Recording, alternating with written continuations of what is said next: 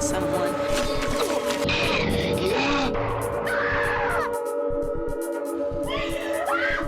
Always trust my gut.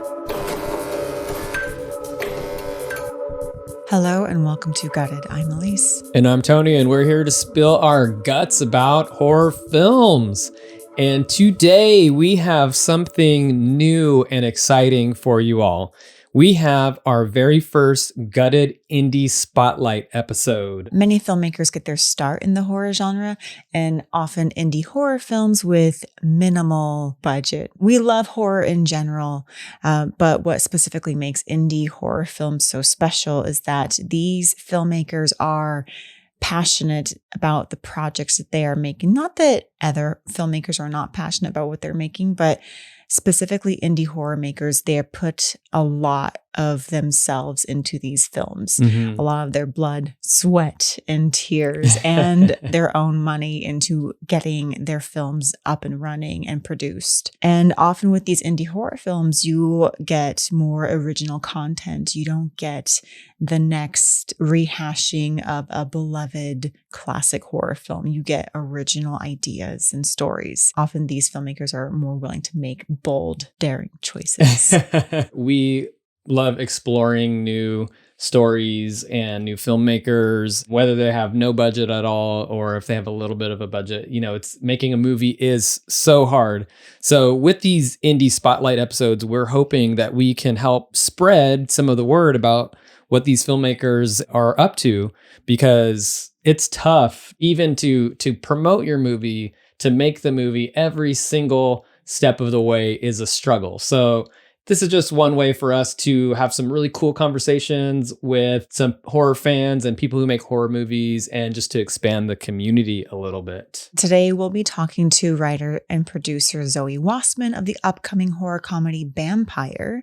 We'll also be talking to Gregory, Cahill, and Mitropoulos, two of the directors of the horror anthology The Nexus, now available on streaming. First up, we have Zoë Wassman of Bampire, in which 5 community college students and their professors set out to document unprecedented evidence of a rare fanged deer species never before seen in the foothills of the Cascades, the musk deer. Or is it something more sinister? Let's check out a trailer for Bampire. Ladies and gentlemen, put your hands together and welcome to the stage the incomparable Bambi!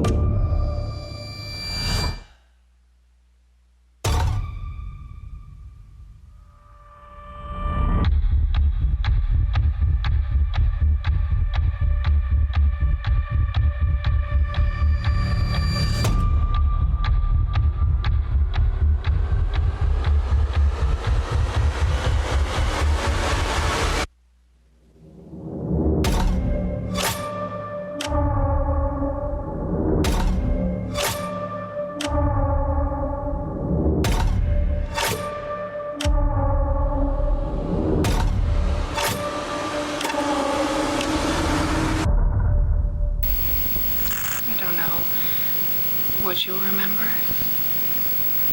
Nothing. I hope. Zoë Wassman, you are the writer of Bampire. Just going to do a little icebreaker first here. I like this question a lot when I hear it on other podcasts.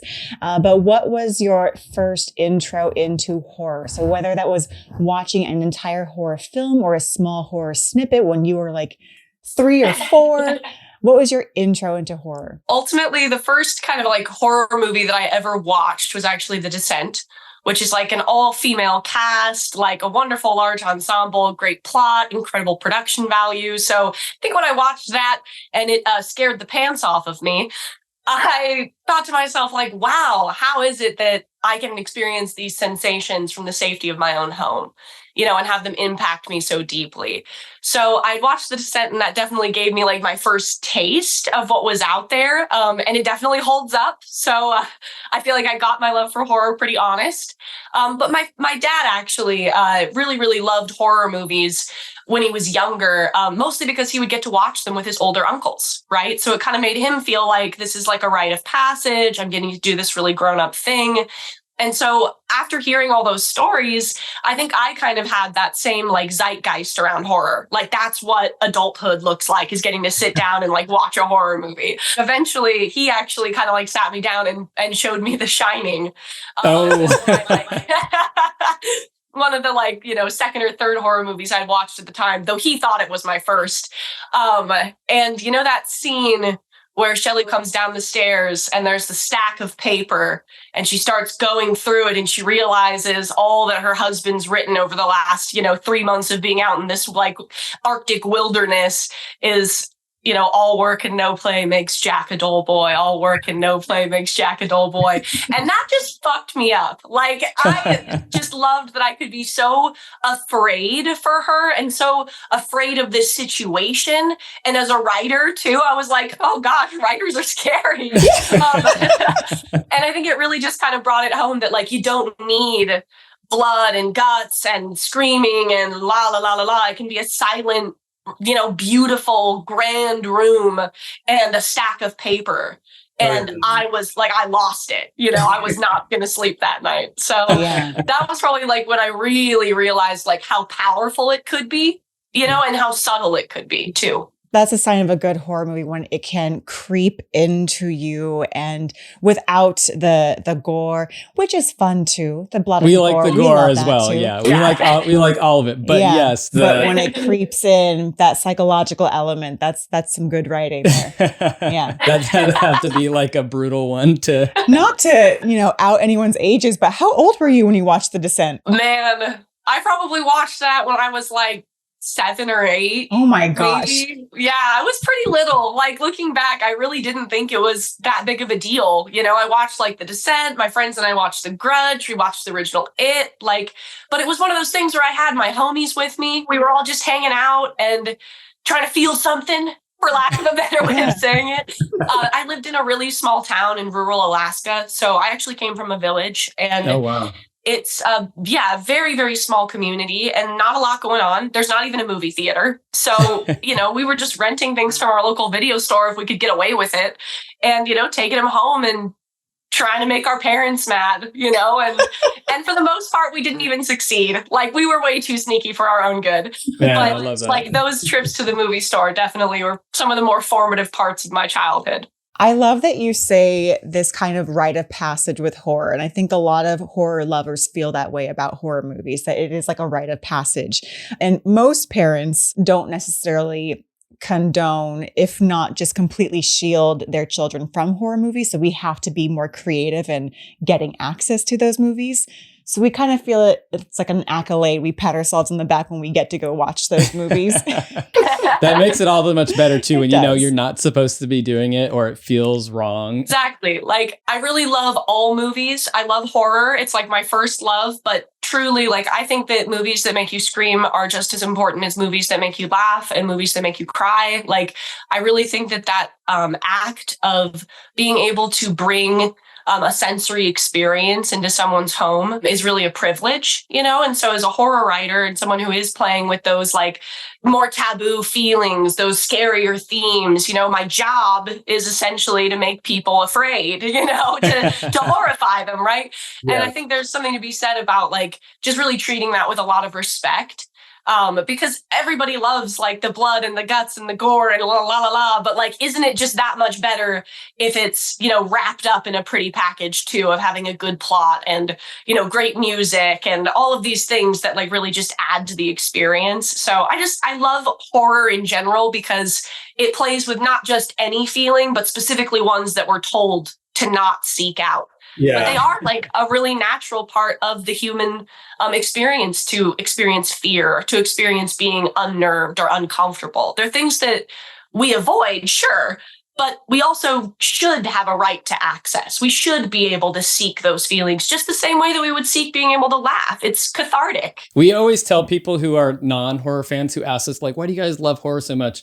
And we always try to explain to them that it is this sort of safe space where you're able to experience those emotions you're talking about, and you're able to be scared and just see things that are a little more disturbing or, you know, fantastic, or with the safety net of knowing that you're not Right. actually going to be murdered by Freddy Krueger. out in the real world seeing like decapitated heads and stuff like that. I've heard from non-horror lovers that like, oh, they have too many feelings, or they're too empathetic to like horror movies. But I kind of feel that horror lovers are very empathetic to the characters in those movies. And that's why we watch them, because we want to feel that connection with those characters and feel the gamut of emotions that they go through in this journey for that cathartic feeling that you were talking about. Yeah, you mentioned talking about horror and being out in the woods in Alaska. And now you've written this film, Bampire, which looks awesome, by the way. Thank you. We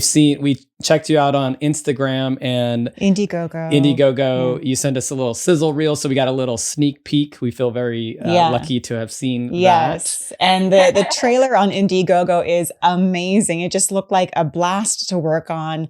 The interviews from all the cast and crew, watching that trailer on Indiegogo just really makes you feel like, oh, wow, that looks like so much fun. I want to be a part of that. Could you tell us about how the whole project got started and a little bit about all of that experience? I joined my local filmmaking community about 4 or 5 years ago, and I hadn't really done much writing for screen at that point, but they kind of like welcomed me with open arms in a way that I just never had experienced before. And they, you know, I was doing costuming, I was doing production design. Suddenly I was just kind of like thrown into this rat race, for the lack of a better word, of all of these filmmakers just trying to do something. We didn't even know what. We were just like, we want to make art, we want to do it this way, and we know we need a team, so we'll be each other's team, and we'll make no money, and, you know, we'll just donate all of our time for, you know, years. I mean, and things were already going on for years before I had joined up. So, you know, I just kind of fell right in with this like group of people who are all just incredibly amazing. Daniel Martinez, Rick Gates, just some like amazing like local folks who had already started, you know, kind of building this fire. Ultimately, around that same time, I met my co-creator, Malachite Sakuya, and he was a local actor, super talented, and I'd worked with him a few times, but we hadn't done anything too serious yet. And so we started like, I say serious, but we started joking around because he had found out that these things existed that were called musk deer. And they're essentially like a rare fanged deer species. And so we started kind of throwing around this crazy idea, like, what if, you know, vampires weren't just like vampire bats or like fanged bats? What if they were any fanged animal? So like even like a saber-toothed tiger going way back in time or whatever, you know? And what if they were just like more prevalent and more of like a shapeshifter, right, than just a traditional vampire? And we live in the Pacific Northwest, so deer are everywhere. And we were like, what a quirky, fun kind of like homage to our, you know, town that we're doing all this weird stuff in, Eugene, Oregon. That's where we're based out of. So we came up with this idea, started throwing it around. We took like 2 years developing the screenplay. And like the first person we brought it to was Taylor Morton, who was our director and another co-producer. And he is like nostalgia king, you know, of the documentary world. He's done an amazing like documentary about ska music from the 90s. He also did The Last Blockbuster, which was like Netflix's #1. Yeah, that's so awesome. Yeah, we heard about that. That's really cool. It's a beautiful piece. He does interviews with some of like the most iconic people in Hollywood. And it just kind of struck us that like this person like not only loves, you know, the era that we're writing in, but also has a taste for kind of like this weirder, quirkier stuff. Because I had found out that he was working on a movie that was called Space Beavers 2. Not one. There's a 2. Yeah, and it was just such a funny idea, you know, that I had heard that, and I knew he had this background in like 90s themes, and I knew he'd gone to college like in Eugene in the 90s. And so I was like, this person is kind of like that human resource that I need to even start trying to bring this thing to life. And he just like picked that thing up and just started running with it. Like he really encouraged us to dream big, to reach out to that upper echelon of like celebrity and out of kind of like our comfort zone of working with local actors. And we actually did like a nationwide casting search. So we had found this like wonderful ensemble of non-local actors and a handful of people from Oregon who are going to be in the movie. We had a massive crew of local filmmakers who are all willing to like essentially donate their time just so that we could make this movie. We had an amazing director who was bringing on board big names if we could afford them, but we had no money. Yeah. We were like still operating at this point. We even had like 3 of our major locations lined up, no money. Wow. And we couldn't get money. We tried for like 6-8 months, all of us asking just about everybody that we knew if they just like wanted to be a film producer, and even reaching out to like, you know, some real film investors and stuff like that. So it kind of came down to the wire, like, you know, either we do this or we don't, either we jump or we, you know, stay on the ledge. And at that point, I decided to self-fund principal photography. So we were like, we'll take the risk. I'm going to put everything that I've ever saved into this movie, because if I'm not willing to bet on us, how am I going to convince somebody else to? Yeah. You know, so even if it means that's all we get to do is shoot this movie in September, I don't know if it's going to go well. I don't know. We were setting out to do something insane. We're making a 90s era creature feature in the middle of the woods with a large animation ensemble too. Cast of young actors and no money. Yeah, wow, that's amazing. Who does that? That is the best thing. I love that you share that story because that's sort of the best thing about indie filmmaking. Horror is a good place for indie filmmakers to be and get their start because you can really do a lot and have a really creative ideas, and people are like willing to take a chance, donate their time, take a chance, and just kind of like see what happens and accept the weird, which we love the trailer and how it seems to have a good amount of weird. What was the inspiration for some of the cartoon aspects in Bampire? Was it because we all know that in the 80s or before, when we were children, there were a lot of really creepy children's cartoons. Oh, yeah. So were there any creepy children cartoons in particular that inspired some of this animation element? I always reference Who Framed Roger Rabbit because that movie like absolutely scarred me. Yeah. I was afraid of that movie. I'm still to this day kind of afraid of Christopher Lloyd. I know. When his eyes get all buggy. Oh my gosh. If I see some sort of chemical spilling towards my feet, I'm like, I don't want to touch it. No, it's dip. Yeah. I can't. We know what happens. Yeah. So that's one I like to throw out there because for me, that's like the one that echoes the style that we're going through the most or going for the most. So what made us choose that is that we have a lot of animal interactions that are both scary and non-scary, as well as a creature, a new cryptid that we've invented. And again, no money. So originally our thought was like, okay, we're going to write this screenplay. We're going to have all of the stuff that we want in it from the get-go. Like, let's make something that's 110% of what we can achieve, because then if we start losing things, we've got enough in there that we're not sacrificing the real message. So when it came down to like, okay, well, now how do we execute this? We had like our hands kind of full. And we thought maybe we would go like the Monty Python route and just do like some crude puppets and like throw them at the actors and like wiggle the camera and, you know, who knows what we were thinking.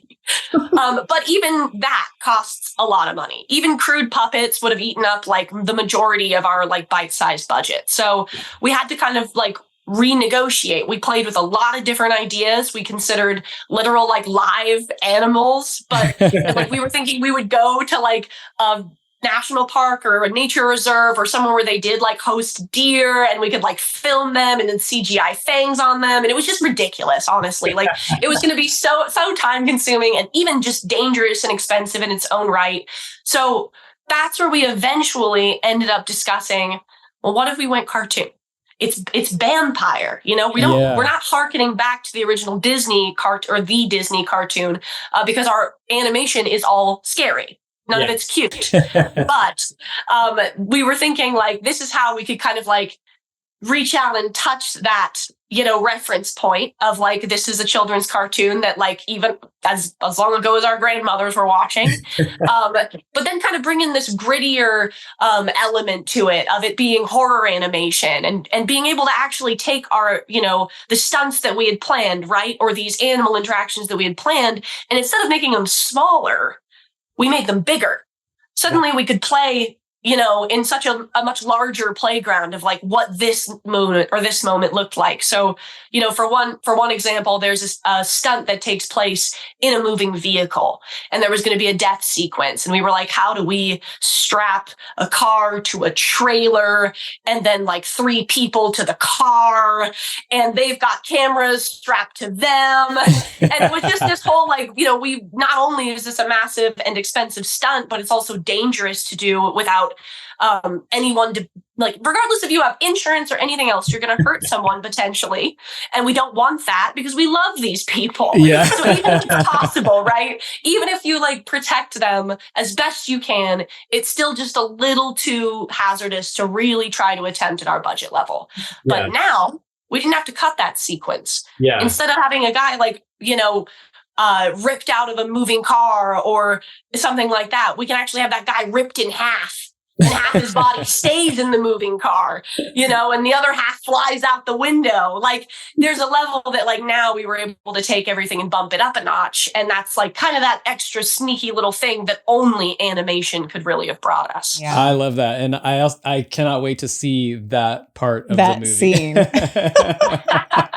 It's going to be sick. Yeah, that's super cool. And it also kind of takes it to this other sort of fantasy realm or a psychological realm. Kind of like one of those things you're out exploring in the forest and you eat some mushrooms you find on the ground, and then all of a sudden you are actually seeing these animations. Yeah. So, yes. It's a good first person perspective. Yeah. So I haven't personally been to Eugene. We've been to Bend. We have been. We used to live in Idaho. So we used to live around a lot of nature, but we're not really nature people. We're more like nature fearing people. Yeah. Vampires for you. Go camping. We're just we can't sleep the whole night because we hear little noises and stuff. And then you ask the ranger, okay, are there any bears? And they say no, but beware of the moose. And you're like, shoot, why? Beware of the vampires. Yeah, now it's beware of the vampires. Making an indie film, it's a miracle of itself, and it just takes so many elements to come together, and some things you have to improvise on. But you're also out there in the woods dealing with Mother Nature. So how did that come into play, and how did the filming process? Were there any fun stories with did you have to improv on the moment because of Mother Nature and her whims? Absolutely. So I love that you guys are nature fearing. That is hilarious and wonderful. And I'm really happy that I get to do this interview with you guys because that's a big theme in Vampires. What happens when you bridge this separation that we're raised with between mankind and nature? Because we have this disconnection, right? That I think that we even promote to make ourselves feel more secure, to feel safer, to live in a house versus living, out in the woods. It's a very different feeling. And that's a really hilariously basic example. But we kind of create this separation to protect ourselves. And this movie really explores the concept of what if a bunch of people who really don't understand just how dangerous nature can be find themselves right in the middle of it?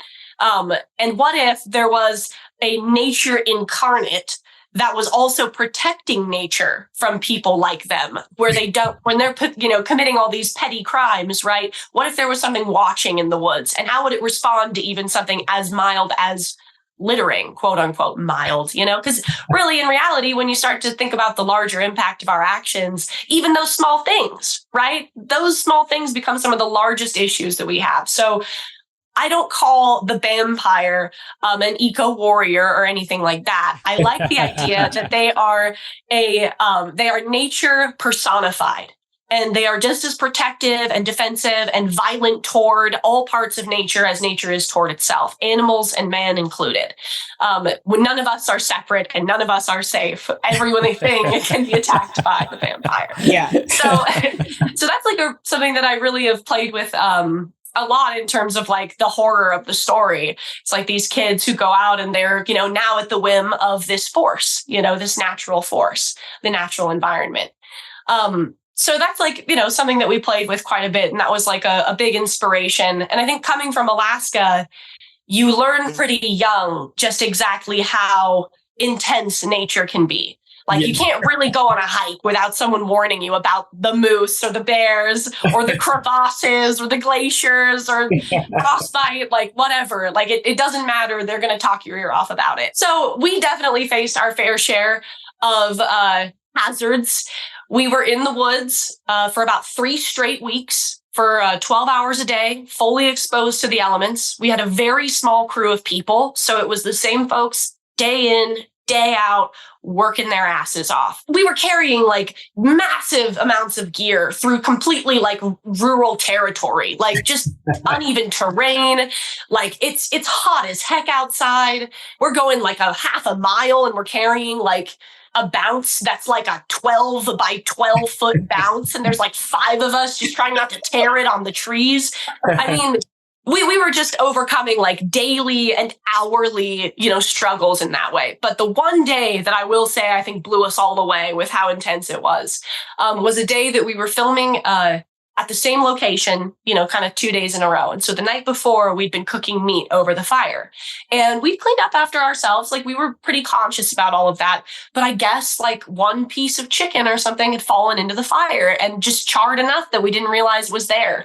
So the next day we get to set and there's like 10 million wasps on our set. Like everywhere, like a cloud of wasps. And not only do we have like someone on our crew who was like attacked by bees as a young child, like paralyzingly afraid of bees, and one of the most important members of our crew, kind of a thing. We also had 2 actors who were like deathly allergic. So we had like all of the shots that we needed. We had someone like there who could like give them in a moment's notice. But again, it's just not something you want to do. Yeah. So we actually ended up filming this scene. We cleared the bees. We filmed everything that we could anywhere else. We're smoking them out. We had to get some, like, we lured them away by like leaving, a little trail of food, like just off to try to like guide them out of the one space that we needed to be for like the afternoon. And in the end, we actually have a take of one of our actors, like doing his scene. And he's like in the background as he's speaking to one of the characters in the foreground. And you see him put his hand down and get stung. And he finishes the scene, dude. That's the craziest part, is that he's back there and he's like, oh yeah, okay. And he's still like delivering his line, but he's doing it in such a like, you wouldn't know if you didn't know. Yeah. That's like a Tony Todd Candyman kind of a moment where it's like he got stung 13 times in the mouth. But those actors, man, they just keep going. Got to finish the shot. That's amazing. You guys literally overcame Mother Nature to make this movie. Did you get any shots of the wasp horde, the wasp swarm? We actually, there was an original sequence in the screenplay where we have 2 wasps mating and they're stinging each other.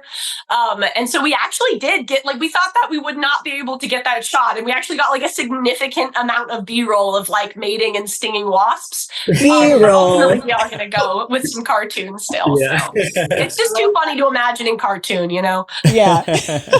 That's amazing. Love it. So we were checking out the Indiegogo page and the film looks just sexy. It's got this element of gore and quirkiness, fun, stylish, all of those great adjectives. I think Evil Dead meets I Know What You Did Last Summer meets Who Framed Roger Rabbit meets Blair Witch Project. Yeah. So I love all of that. At the time of recording this, you guys have reached your initial goal on Indiegogo. So congratulations. That's amazing. However, thank you so much. You are now going for a stretch goal.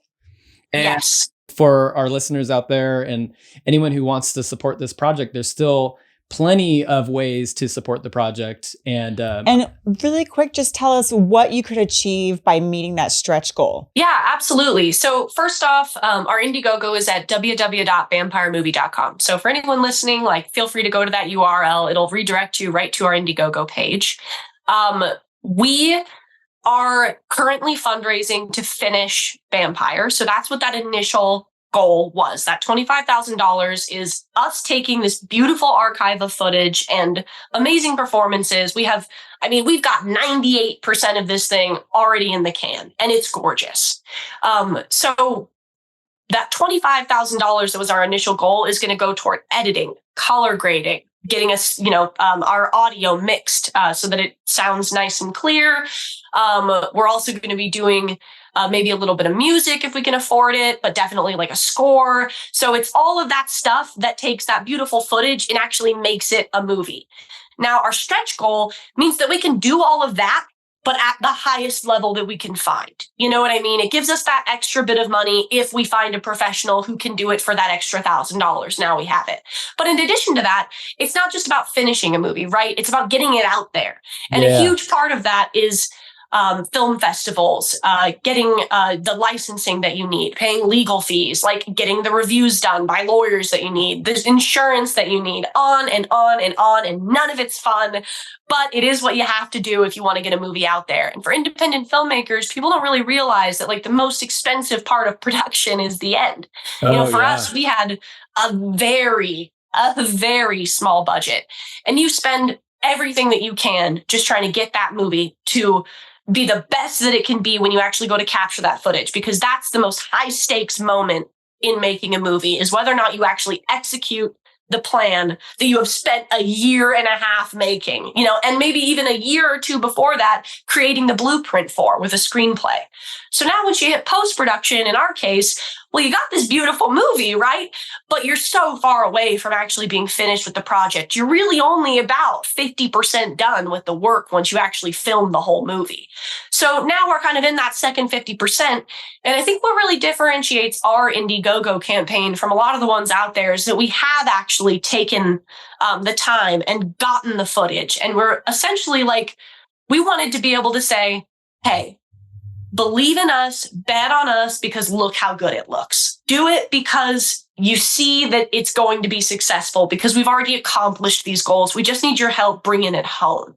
And for us, it was a risk. I mean, it was a risk that nobody responded to our Indiegogo campaign, or we wouldn't hit that initial goal. And suddenly we're just going to take a lot longer to get Bampire out there. But in reality, this is a way that people can take the guesswork out of it. For us independent filmmakers, if you say, hey, I'm your audience, I will watch your movie, then we're going to make the movie. We're going to finish the movie.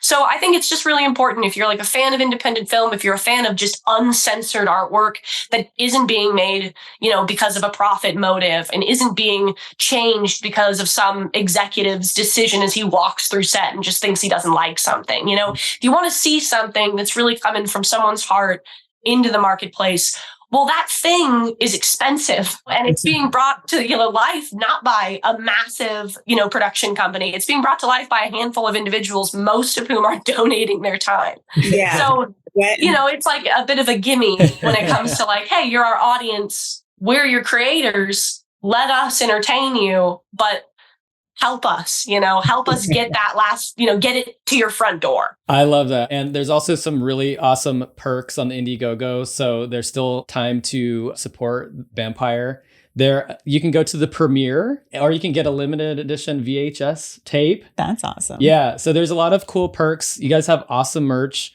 The movie looks freaking amazing. I'm very excited to see it. And yeah, congratulations on hitting the initial goal. And I hope that you get to that stretch goal as well. All right. Let's see here. So I have a few closing questions for you. What would be your dream horror movie remake to work on? Ooh, that's a good one. So I feel like this might be a bit of an unpopular answer. I love the original screenplay for the Hellraiser movie. Yes. So Clive Barker's original Hellraiser screenplay is so visual, it's so sensory, it's so intense. And the movie itself that was made is so good. I don't even know how I could top that. When Brother Frank reincarnates through the floor, and they have the wax sculptures of him that they melt and play in reverse. So it's this body is rising through. I mean, I can't top that. But at the same time, that story is just so rich. I love this idea of sexual sadists from outer space coming to show us the real truth of pain. There's this really there's such an amazing amount of lore with this like kink box that you find when you're not looking for it, but also if you're like a seedy flea market dealer, like you might just happen upon it. Like it's just this like funny little, it's such a weird little culture that they've created, you know, that I would love to like, I think that I could add to or create something like that was really inspired by that original screenplay. So I feel like if I had to remake it, like I would just have a lot of fun. I love that. I love that you're taking on one of the heavy hitters. Yeah. Too. Yeah. I know. I'm like, I know that there's a bunch of movies out there that like that almost did it for me, right? But like just kind of fell short right at the end. But in reality, like, I don't usually want to remake something. Like, I love original concepts. I love original stories. And so, like, when I look at, like, what would I want to add to, right? Then some of these, like, bigger franchises that have, like, 12, 13, 14 remakes, like, that's something where I think a lot of horror writers want to have their shot, right? To add something to some of these franchises. So you mentioned that your director worked on the documentary film The Last Blockbuster in Which Bend, is Oregon. in Bend, Oregon. About 2.5 hours away from Eugene-ish. We've been to Bend, and that was sort of like one of our bucket list vacations to go to that last Blockbuster. That was my birthday wish one year. So we went and we just rented a bunch of horror movies. And one of the segments on our shows is we talk about what our staff pick would be, or like if a movie is a staff pick. So we actually wanted to ask you, if you were at the Blockbuster, what would be your staff pick? What would be up there next to Bampire on the staff picks? So I'll give you guys one of my like favorite movies that I've seen in the last couple years. It is a French film. It's called Raw. For all you cannibal fans out there, it's a good one. It's subtle. It's artsy. It's graphic. It's intense. It's emotional.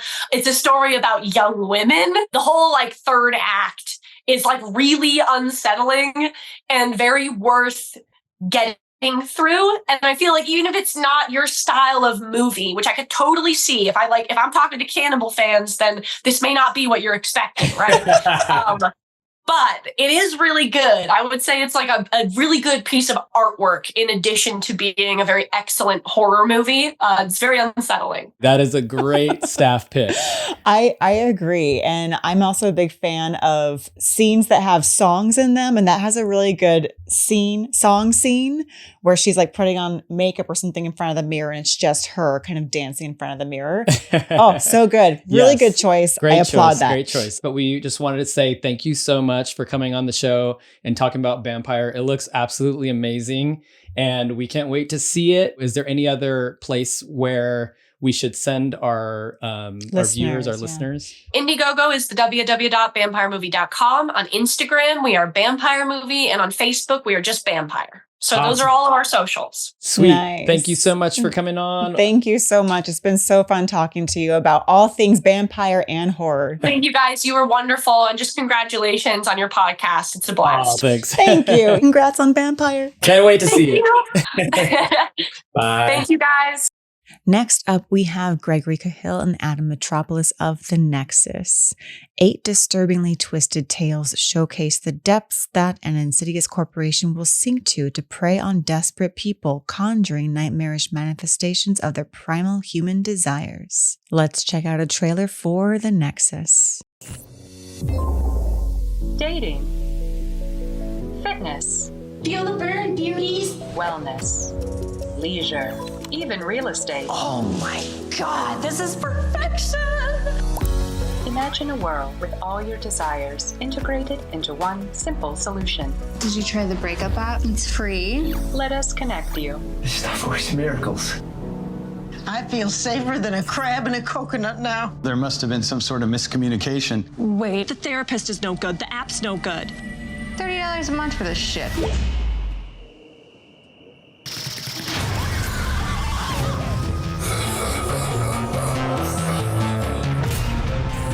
We redefine happiness in your pathetic, meaningless life. Redefine happiness in your pathetic, meaningless life. Take control of your life today.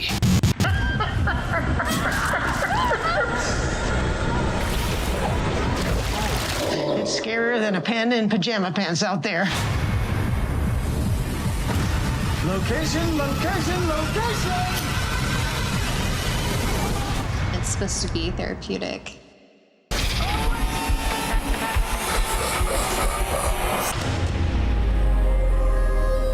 Just an easy monthly payment of... Thank you so much for joining us on Guide to Horror Podcast. We have Greg Cahill and Adam Mitropoulos. You two have made this awesome horror comedy anthology called The Nexus. We actually had the opportunity to meet with you guys in downtown LA at the Vale, this nice little kind of hole in the wall bar that I had never been to before for a screening of The Nexus. And we were just, we loved it. We loved watching it with a crowd, an audience. We loved meeting you guys afterwards. So thank you so much for inviting us to that. But tell us a little bit about what is The Nexus. Yeah, so basically the concept was, it's kind of like we're living in an age where you have everything at your fingertips and you can communicate with anyone instantly. But ironically, everyone's feeling very isolated, very alienated, very neurotic. So it's kind of like the opposite of what you would expect seems to be happening. I think a lot of people in this world, by virtue of feeling insecure, they want to find some sort of quick fix for whatever their particular insecurity might be, instead of actually working on yourself. Oh, there's this quick thing I can do to solve my problem.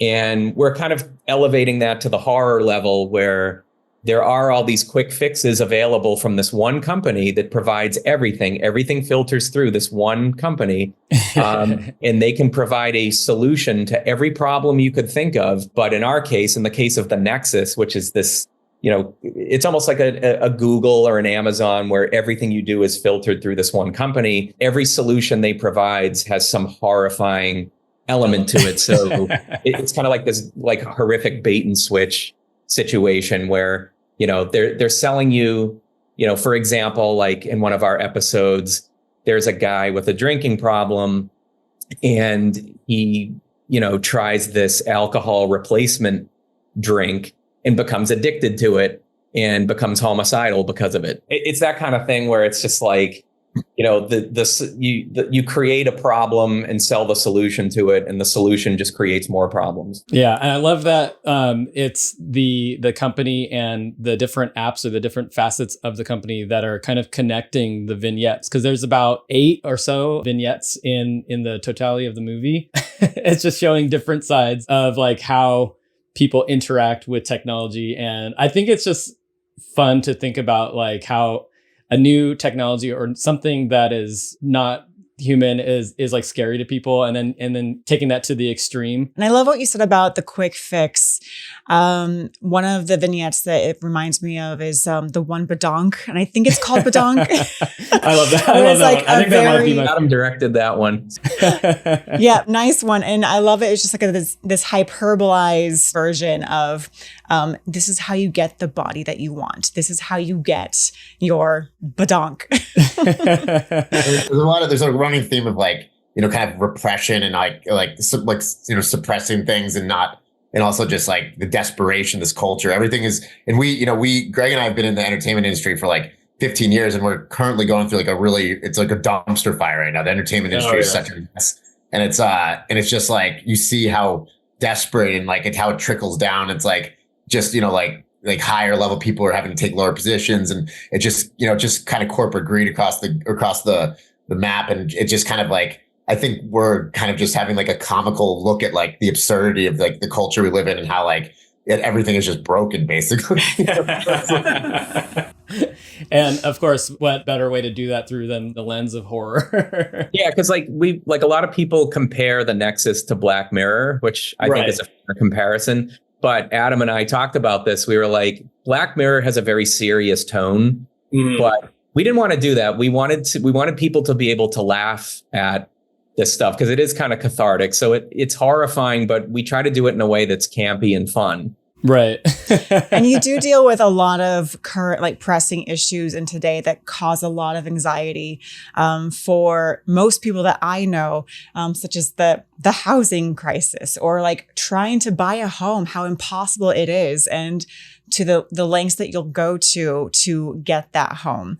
I won't spoil anything, but there is a vignette that touches on that in a very hyperbolized way. Yeah. Which, that was Couples really fun to laugh at. interacting through an app, or like seeking revenge on a boyfriend through an app. Like all these things, they make you laugh on the inside. And there's a lot of outwardly funny, nicely timed comedic moments. And a lot of times with horror comedy, it's kind of hard to find the balance between horror and comedy. So how did you sort of find the voice for Nexus as horror comedy?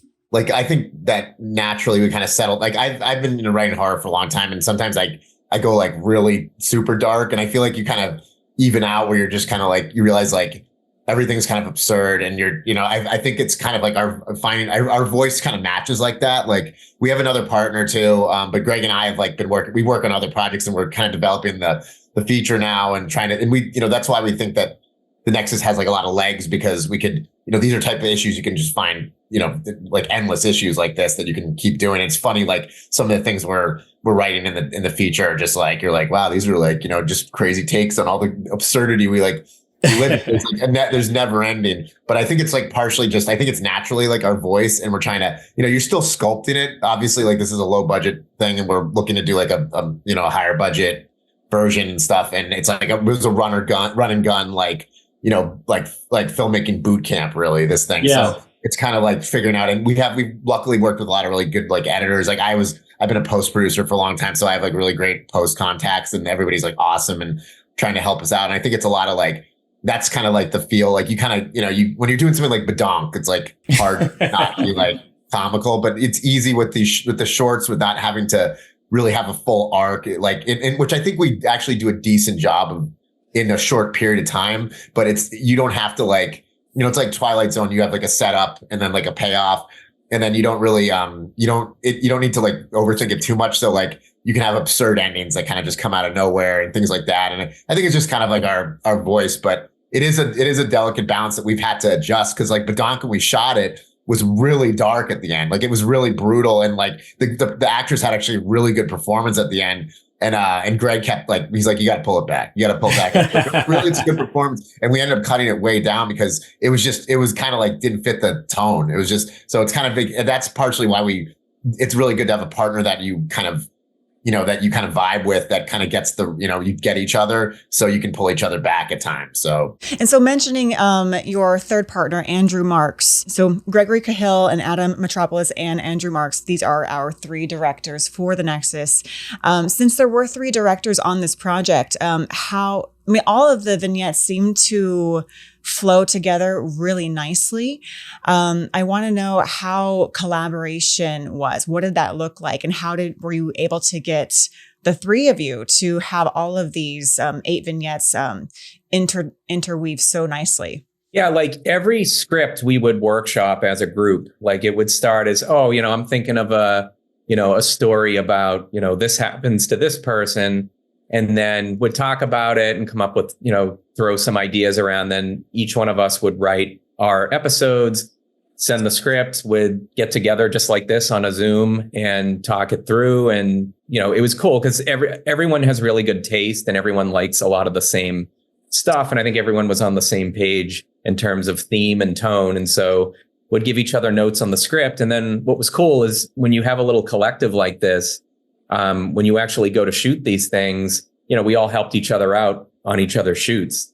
Like for Adam's stuff, like I'd do lighting, on my stuff, Adam was running like all of the logistics, and, it's basically like my production manager. And then Andrew has a background in VFX. So he was able to do like, for example, like the Nexus logo and, some of the VFX and stuff and motion graphics.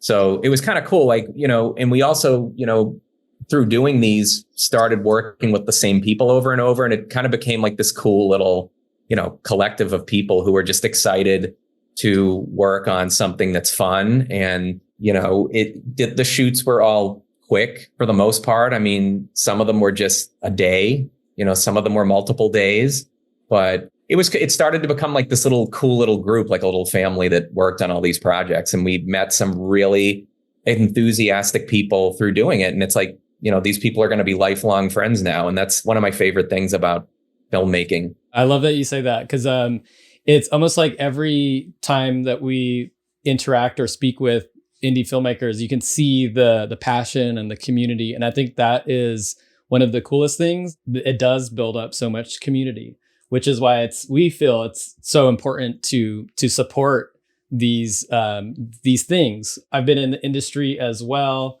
in other facets, and Aleece has as well. So that's one of the things that we really enjoy. Is the camaraderie and the community and all of that, and especially on indie projects, it's a lot of fun. So yeah, and you could tell like the fun comes through in the Nexus. Watching it, you can tell that everyone had fun making this project. I mean, I feel like people know, but they don't really know how hard it is to make a movie. And you're saying like some shoots were a day, some shoots were a couple of days. I was curious to know how long the project took to kind of come to fruition, because I know sometimes smaller movies could take years. From the start of filming to the end of filming the last vignette, how long do you think it took? It was a little less than a year. I think the first one we shot was No Connection, which is a home invasion story. We shot that at my house. I think it was March of 2022, if I'm not messing up my dates. And then the last one we shot was, help me out, Adam. What was the last? It was Best Offer. Best Offer. Thank you. That was January 2023. And I remember we shot that on my birthday because like they surprised me with a Nexus birthday cake. Yeah. Were you hesitant to eat it? Like like a tentacle would come out and like, some Beetlejuice style thing or something like that? Yeah. I mean, luckily they didn't poison the cake or anything. It was more like after relief of shooting everything, more just like drinking heavily. Sounds about right. I was gonna say that's when you realize that you step back a layer and you're inside the Truman Show. You're inside the Nexus. Well, it's kind of like sad though to finish, because you're like, after doing everything, you're kind of like, I mean, like we like just love doing it, and that's the whole catch-22 of like movies, is that they're expensive and then you just want to keep doing them. Like we're not like unrealistic about how brutal this industry is to really like make money, but there is a way to carve out a space where you can like continue it and have a decent living. There's plenty of like indie filmmakers that have had like great like careers, and especially horror, because horror is like it has a built-in audience, and it's like also like you can do minimal things and kind of contain things, and that's what a lot of our stuff is. And we do like effects, and we love to do some bigger like creature stuff and things like that. So hopefully that's where like getting bigger budgets comes in hand. But we just love doing it. Like you have to be kind of psycho to keep doing this, because like it's the only way that you're like gonna keep it going. Because everybody like wants to do it, but like you just got to be like insane and be like, we just have to keep going. We have to keep going. Yeah. It's a much needed degree of insanity. Yes. Well, we are glad that you guys are both insane and that you made this collection of anthology films. Yeah. I do have a question. So we do love watching indie movies, indie horror movies specifically. And I do like to imagine those unexpected surprises that happen when you are making an indie film.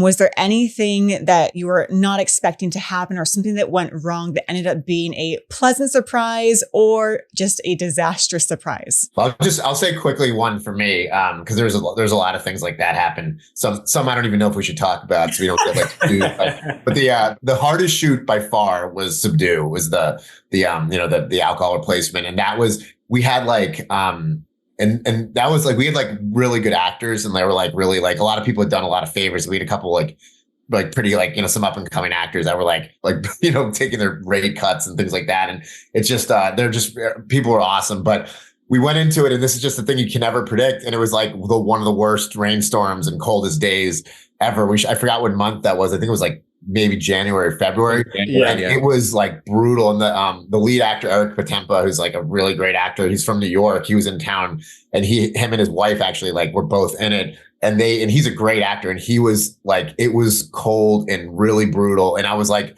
I didn't know how we could have kept going, but you can't really just adjust the sets. Like people are giving you like, locations and things like that. And you can't really, so we're like, we just got to do it. And I think ironically, it ended up being a really good, like kind of adding production value and giving a really good aesthetic. And I think it like came out really well, but it was not a fun shoot. Like it was cold as hell. We were bringing out towels and trying to like get him, like he was like shaking. And I think you can see it a little bit in the performance. Like at the end, like he's really not comfortable. So, and you guys filmed this in LA? It doesn't rain. Yeah, it was in in LA. Burbank, and it was just like a friend let us use her house, and it was just really, it was a rough day and a long day, and because you really got to, you're packing a ton of stuff in 3, 4, 5 pages in a day. It gets to be a lot. That's like soap opera style. So Yeah. So it was like it was a rough day, but I think it came out pretty good. It did. It was a wonderful vignette, and I think having the subdued shakes would really add to that. So if he had cold shakes, I think that just adds to the character more. When we were shooting the breakup episode, it was the morning of, and I got a call from Adam that him, his girlfriend, and someone else all like tested positive for COVID. Oh man. Like, oh God. So basically we had to shoot that episode. There was 3 of us on the crew. It was me, my friend Paul on sound, and my friend Michael doing all grip electric. And it was the 3 of us doing everything. And it was rough. It was really crazy, but we just shot all day and night and we got it done miraculously. But it's like the 3 of us were like shooting, lighting, sound, props, special effects, like doing everything. And it was crazy. It was just like, it was some serious teamwork. Yeah. Yeah, that's the other thing about indie filmmaking is like you have to wear multiple hats. Even if you're not expecting to, it's going to come up. But that adds to the fun and to the stories afterwards, right? So you guys, congratulations.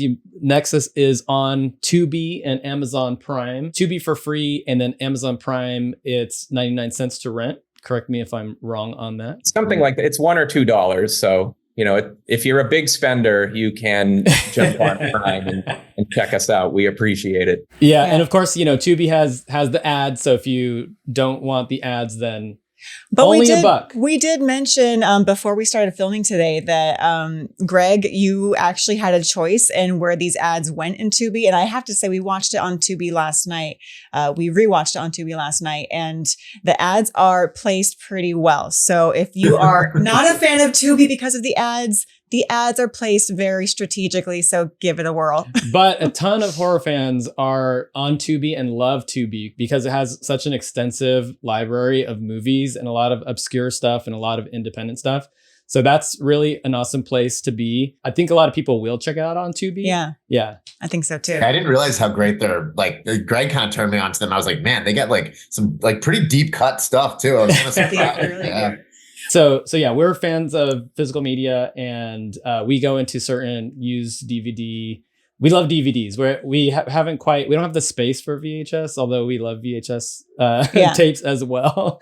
But anytime we go to like a used DVD place, we have certain rules. So like if we find a Blu-ray for $2 or under, we will grab it if it's in the horror genre. It doesn't matter what it is, just to check it out. Or like any like DVD under $1. But we find some like really awesome stuff. Yeah. And I think horror fans are willing to take the chance on something that is affordable. $1 or $2 on Amazon Prime is not bad at all. But we will have links to the Nexus, the Instagram, and whatisthenexus.net in our show notes. But is there anywhere else where our listeners can find and support the Nexus besides Tubi and Amazon Prime? Well, as you said, whatisthenexus.net is our official site, and that has links to everywhere you can currently watch it, as well as our social media. But some exciting news, we will soon be available on Apple TV as well. Awesome. Fortunately, they do not give us a release date, so just keep checking, and we'll keep checking too. And once it's there, we will announce it like crazy. Nice. That's awesome. And also, you can follow us on Instagram. There's some fun stuff that like behind the scenes stuff, and that's what is the Nexus as well. That's actually how we found out about the film. So we had posted some story, and I used a song by the t-shirt that you're wearing, Greg, the Sidewalks and Skeletons. And then you're like, hey, I love that band. Check out our movie. And we're like, all right. And we came to the premiere, and it was like super awesome. We mostly do Instagram. So we will also have that link for you guys on Instagram. If anybody's East Coast, I have an investor in a brewery called Rejects in July 12th, which is far out. We're doing like it's a really dope brewery, and he does a lot of like live events and screenings and music. And so we're doing a live screening there on the 12th of August, which would be really fun. 12th of July. Yeah. Wait, 12th of July. Yeah. And then, yeah, so there's that coming up. And then there's hopefully like we have that, we're in the middle of the feature. So hopefully like that will come to fruition at some point. So are you allowed to talk about what is coming up next for the Nexus? Well, I don't know. The big studios just won't let us talk. We can. Yeah, Greg, do you want to talk about it a little bit? So we are writing a bigger, we lovingly call it Big Nexus. We're writing the bigger, like a bigger budget feature film version of the Nexus, which is also an anthology, because we love being able to tell all these different stories about how different aspects of technology and whatnot are affecting different people in, whatever walk of life they happen to be in. So we're currently writing that now. And once we're done writing, we want to start looking for some cool actors to get involved with it, and fingers crossed. Nice. I'm like a longtime fan of anthologies, and I there's some great ones, and obviously a fan of like Creepshow and a lot of these like classics. But I always feel like they kind of drop the ball sometimes on the wraparounds. So Greg and I are really trying to like put a lot of effort into like a really like dope wraparound that will tie into everything.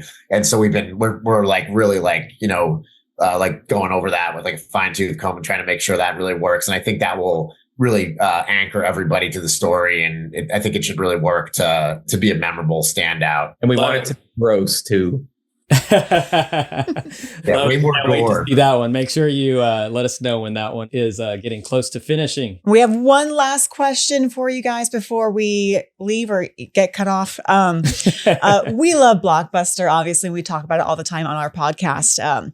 So if you guys were staff members at a Blockbuster or video store, is there a particular horror anthology that would make it into your staff picks besides the Nexus? Well, I worked at Hollywood Video, which is basically Blockbuster years ago. I was a Hollywood Video guy. We always have this debate. And yes, we also appreciate the mom and pop VHS video stores, but we just use Blockbuster. We love them all. Yeah.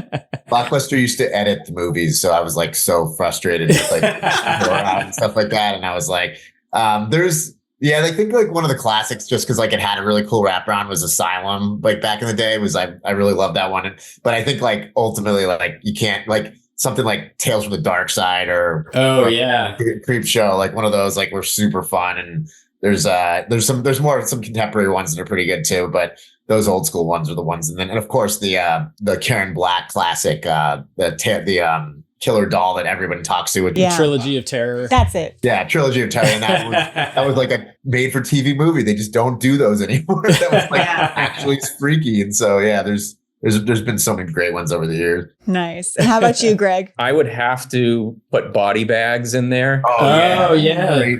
John Carpenter, right? As an actor. Like everybody did that. That was like Wes Craven was involved. And I'm also, there's a newer one I really like called Southbound.